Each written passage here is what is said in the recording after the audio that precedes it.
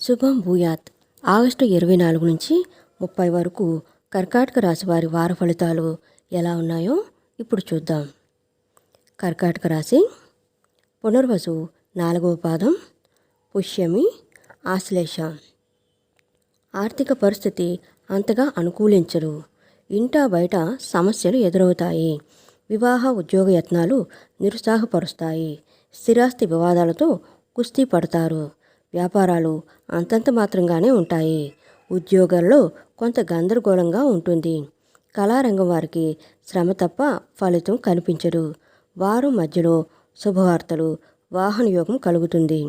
కలిసి వచ్చే రంగులు పసుపు, నేరేడు. కాలభైరవాష్టకం పఠించడం కర్కాటక రాశి వారికి చెప్పదగిన సూచన. ఫ్రెండ్స్, మా వీడియోస్ కనుక నచ్చినట్లయితే లైక్ చేయండి, షేర్ చేయండి, సబ్స్క్రైబ్ చేసుకోవడం మర్చిపోకండి. Please support us.